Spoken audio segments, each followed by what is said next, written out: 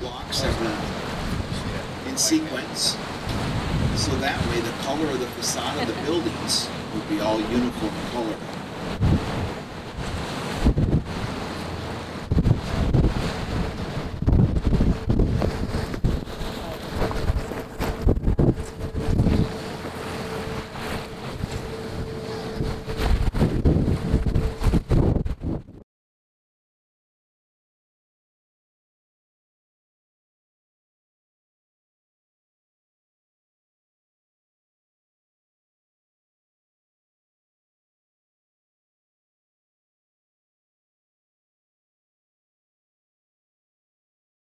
Peninsula of Michigan, the Porcupine Mountains.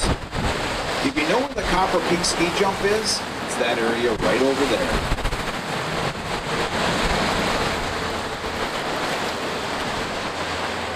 You can see where the gulls nest up on these ledges. They're high enough up where the water can't get to them, but yet they're low enough that the critters on the island can't get down to them. You can see the white streaks there from all that seepage. Now coming to your left-hand side is Stockton Island. Stockton Island is the largest island in the Apostle Islands National Lakeshore.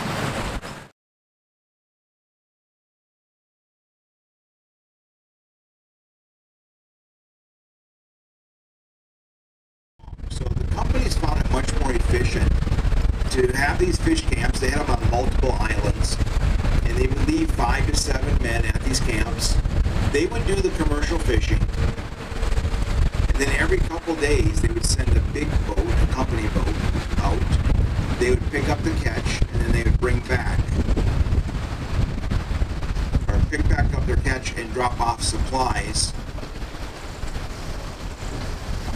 We're coming in really slow here because there's a boat at the dock, and we don't want our weight to cause him a problem.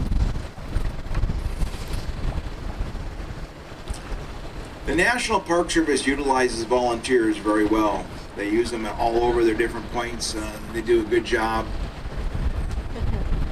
The volunteers are probably the most likely person you're going to see when you do come out to the Apostle Islands. We do have a volunteer here at this location. He's been coming back for several years. He works about 2.5 months. He stays out here on this island. I was a volunteer at one time. I lived on Devil's Island, Outer Island in Michigan, at the lighthouses. And quite often I'd go ahead and head over to other places and help out where they needed help. And I did get a radio call one day to come over here to help them out at the Manitou Fish Camp. We'll get ready to leave here, I'll tell you what I did. The volunteers right there at the end of the dock. Give them a nice friendly way. We're building, that is actually the smokehouse where they used to smoke the fish that they consumed here on the island, or any other meat that they maybe, deer or anything else that they got. Right where the volunteer's standing there, right behind them, you see those picture frame looking devices. Those are called gill net reels. They'd wind the gill nets up on there. Back then they were made of natural fibers. They had to be dried before they were put away, mended. They also had to retar the floats to stay buoyant. That building where the volunteer's standing now, that one there is the twine shed or the net shed. So once the nets were dried, they're put in wooden crates stored in there. The next building over where the volunteer is now, that is the tool shed. And then the log cabin with the chimney on it, that is the old bunkhouse. Now I said 5 to 7 men typically on the island.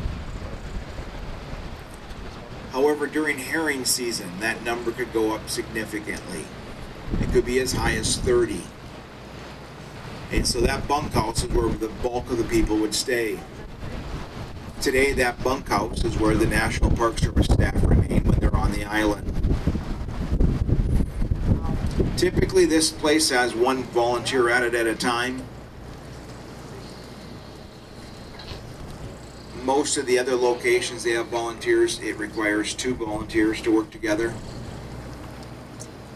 If you look just left of the cabin that was the bunkhouse, you see a little red building over there. That's the ice house. The uniqueness about this location was that there was usually good ice out to this far out. And so that meant that this camp could be in operation year-round.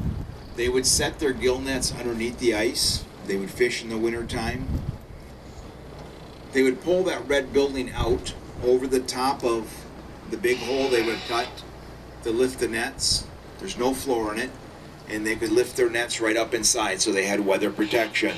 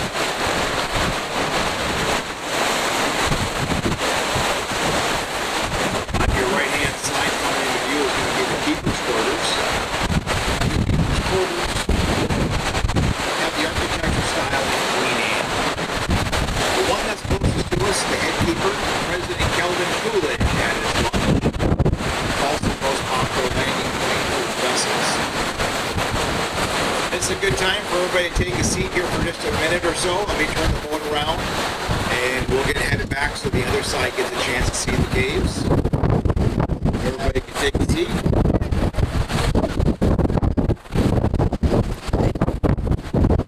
Rock a little bit, make this turn.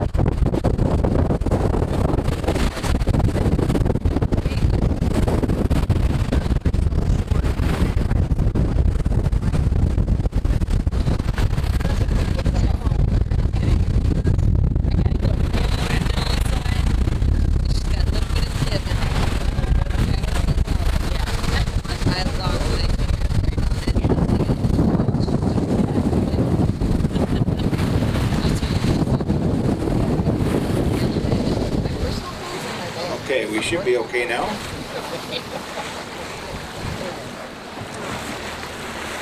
If you see that large ore boat out there, that's a James R. Barker. He's headed up the two harbors. He's a little over 1,000 feet long.